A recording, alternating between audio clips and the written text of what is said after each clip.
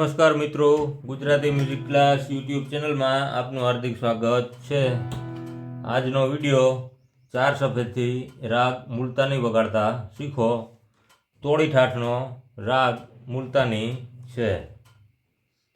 રાગ મુલતાનીમાં રે, ગ અને ધ કોમળનો ઉપયોગ કરવામાં આવે અને સાથે મ તીવ્રનો પણ ઉપયોગ થાય છે। તો સૌપ્રથમ જે મિત્રોને ઘરે બેઠા હાર્મોનિયમ શીખવા માટેની પીડીએફ જોતી હોય તો સ્ક્રીન ઉપર આપેલા વોટ્સઅપ નંબરમાં મેસેજ કરવો।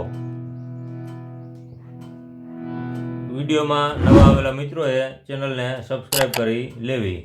સૌપ્રથમ રાગની બેઝિક માહિતી કે જે તમને સ્ક્રીન ઉપર લખેલી જોવા મળે છે। રાગ એટલે રાગનું નામ, ઠાઠ એટલે રાગનો ઠાઠ, જાતિ ઓડવ સંપૂર્ણ। ઓડવ એટલે આરોહમાં 5 સ્વર, અવરોહમાં 7 સ્વર। વાદી પ, વાદી એટલે વધારે ઉપયોગમાં લેવાતો સ્વર। સંવાદી સા, સંવાદી એટલે ઓછો ઉપયોગમાં લેવાતો સ્વર। સ્વર રે, ગ અને ધ કોમળ ઉપયોગ કરવામાં આવે છે, સાથે મ તીવ્રનો પણ ઉપયોગ કરવામાં આવે છે। વર્જિત આરોહમાં ધ અને રે વર્જિત છે।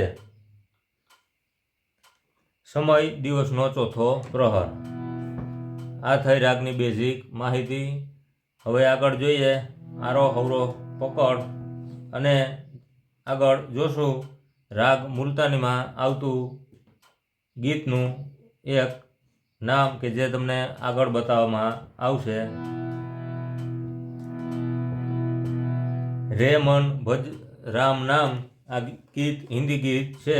રે મન ભજ રામ નામ આ મુલતાની રાગનું ગીત છે। સૌપ્રથમ જોઈએ આરોહ અને અવરોહના સ્વરો, પછી આરોહ અવરોહ વગાડીને અને પછી પકડ। સૌપ્રથમ આરોહના સ્વર મંદ્ર સપ્તકનો ની, સા, ગ કોમળ, મ તીવ્ર, પ, ની અને તાર સપ્તકનો સા। આ થયા આરોહના સ્વર। હવે અવરોહના સ્વર, અવરોહમાં તાર સપ્તકનો સા, ની શુદ્ધ, ધ કોમળ, પ, મ તીવ્ર, ગ કોમળ, રે કોમળ અને સા। આ થયા આરોહ અવરોહના સ્વર। હવે આરોહ અવરોહ વગાડીને શીખીએ, પછી જોશું પકડ। સૌપ્રથમ આરોહમાં જાય, અવરોહમાં આવીએ, એવી રીતે। તો જોઈએ આરોહના મંદ્ર સપ્તકનો ની,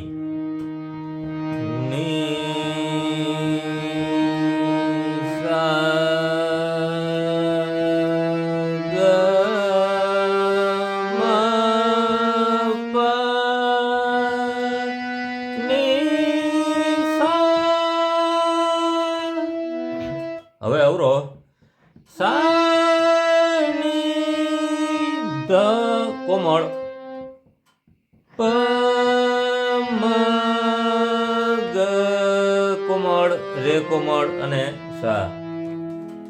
ફરી વખત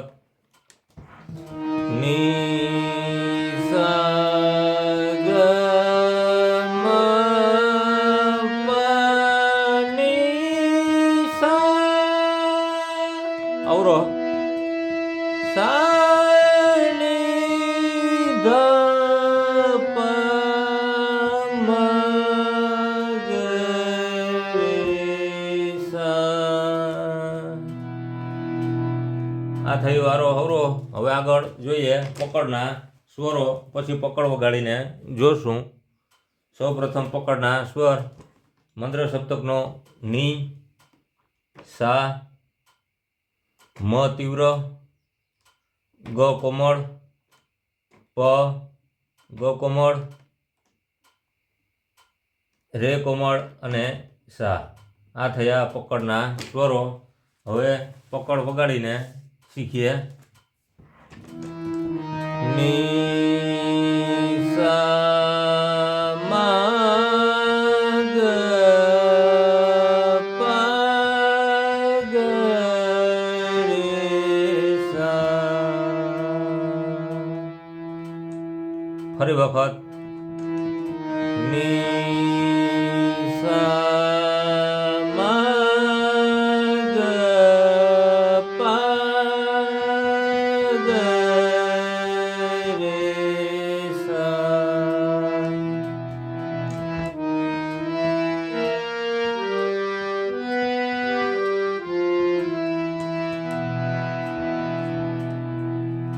આ થયો તોડી ઠાઠનો રાગ મુલતાની. પાછા મળીએ આવતા વિડીયોમાં. ધન્યવાદ.